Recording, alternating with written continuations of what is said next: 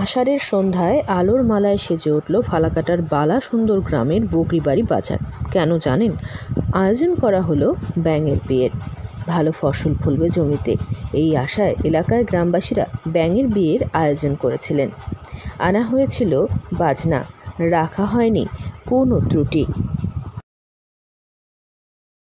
যেটা হচ্ছে আমাদের বৃষ্টি বাদল হয় না, আমরা ভাবছি যে এই এলাকায় বৃষ্টির অভাবে আমরা চাষবাস করতে পারছি না, এর উপলক্ষে আমরা ব্যাঙের বিবাহ দিব, এই উপলক্ষেই আয়োজন।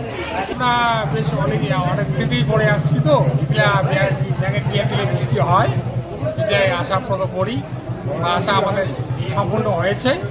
এই উপলক্ষে আমরা এই ব্যাঙের বিয়েটা দিচ্ছি।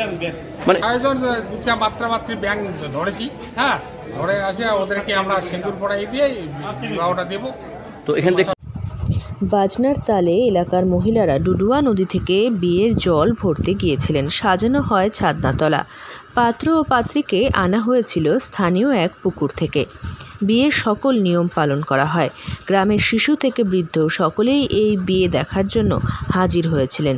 উদ্যোক্তা মাধবচন্দ্র রায় জানান, বেশ কিছুদিন থেকে বৃষ্টি না হওয়ায় কৃষকেরা ক্ষতির সম্মুখীন। লৌকিক প্রথা অনুযায়ী ব্যাঙের বিয়ে দিলে বৃষ্টির দেখা পাওয়া যায়। এই বিশ্বাসকে পাথেয় করে গ্রামের বাসিন্দারা মিলে ব্যাঙের বিয়ের আয়োজন করা হয়েছিল।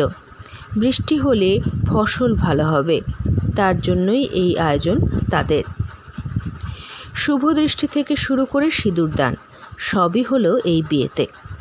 বিশেষজ্ঞদের মতে ব্যাঙকে ধরা হয় প্রজননের প্রতীক হিসেবে। এর কারণ জীবজগতের আবির্ভাবের সূচনাকাল থেকে ব্যাঙের উপস্থিতি লক্ষ্য করা যায়। ব্যাঙ এমন একটি প্রাণী যে জলের মধ্যে ডিম পাড়ে, ডিম ফুটে ছোট ছোট ব্যাঙাচি জন্ম নেয় এবং তারপর সেই ব্যাঙাচি থেকে ব্যাঙের উৎপত্তি হয়ে তারা জল থেকে বেরিয়ে আসে সমতলে।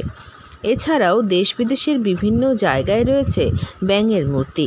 শোনা গিয়েছে অনেক জায়গাতেই পুজো করা হয় ব্যাঙকে। এলাকায় ব্যাঙের বিয়েকে কেন্দ্র করে বিশাল। আলিপুরদুয়ার থেকে অনন্যা দের রিপোর্ট, লোকাল 18 বাংলা।